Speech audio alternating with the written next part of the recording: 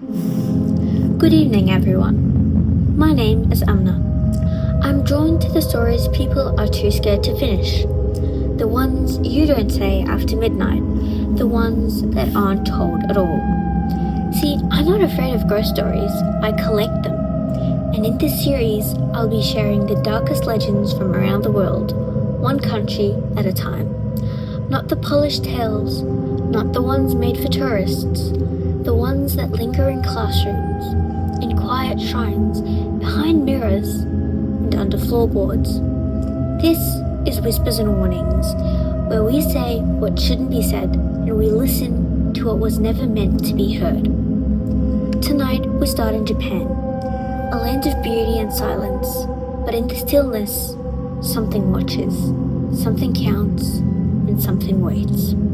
So light your candle, lock your door, and let's begin. It starts with a question.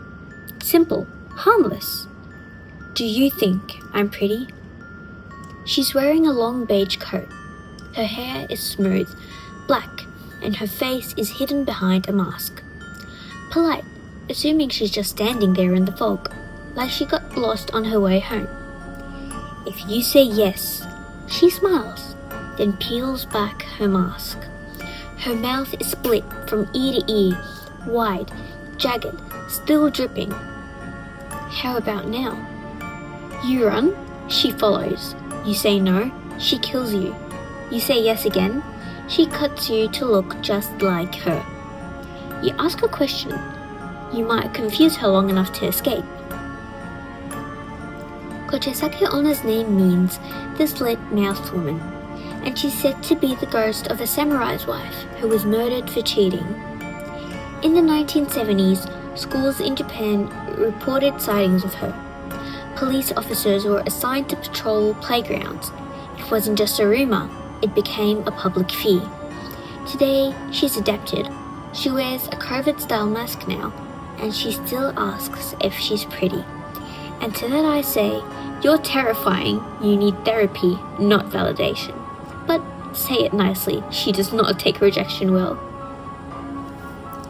Teke Teke, the crawling torso. Her upper body drags across the floor. She has no legs. She moves with her elbows. Fast, faster than you can think. Teke, teke, teke, teke. That's the sound of her elbows scraping tile. Asphalt, school, corridors, train platforms. She fell, or she was pushed, onto train tracks, and the train cut her in two. Some say it was an accident. Others say she jumped. Her spirit still crawling, still furious.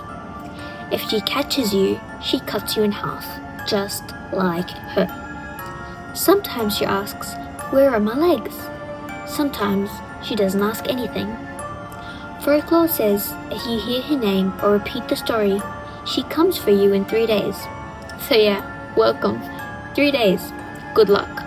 I won't run though. If she wants me, she can fight me. Akaminato, the red cloak.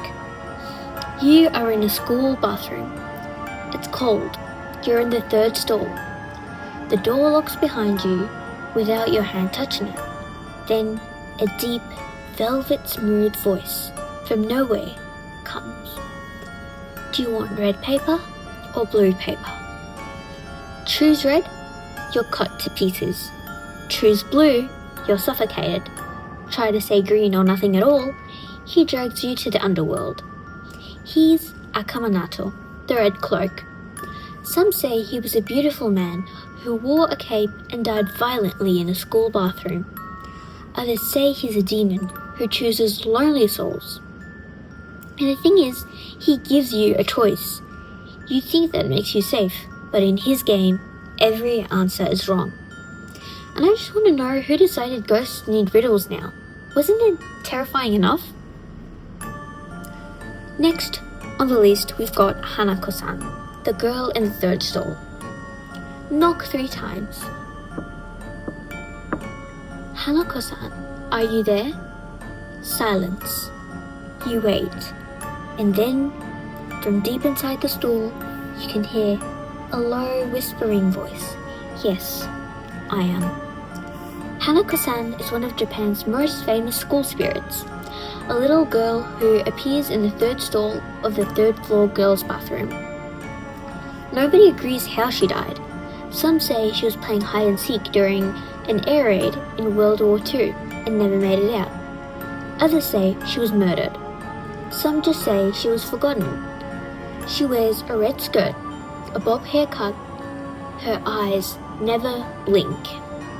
When she appears, sometimes she drags you into the toilet. Other times, she just stares, breathing. She's not evil. She's lonely. But ghosts don't care if you feel bad for them. They just want company. Number 5. The Red Room Curse. The pop-up window has no title, just a question. Do you like the Red Room? Click no, it reappears. Click yes, the screen turns red and whispers start. You close your laptop.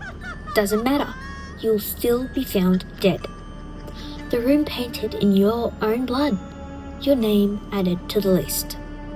The legend started with an online animation in early 2000s. Japan. Urban myths say a girl saw it, and days later murdered her classmate. Police never proved the connection, but the internet never forgot.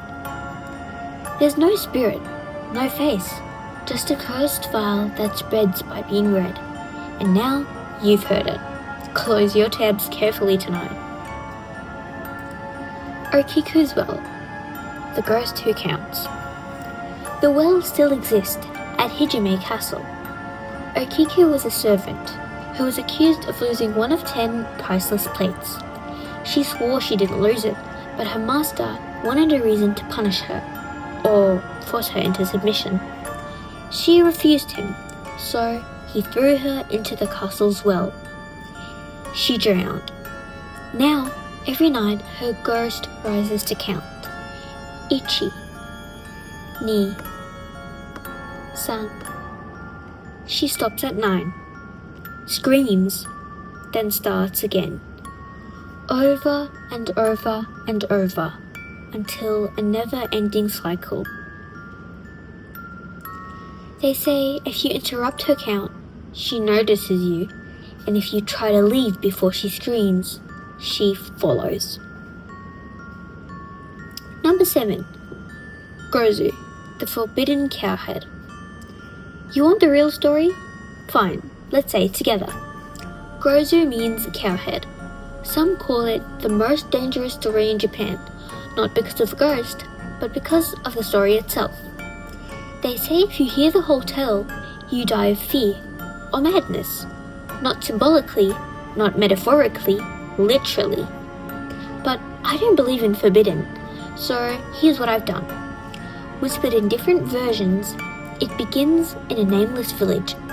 Famine had turned people desperate. One day, a stranger arrives. His head is that of a cow, not a mask. Flesh, bone, black eyes. He says nothing, he eats nothing, but everyone who looks at him begins to starve. Even though they've just eaten, their food spoils, their minds decay.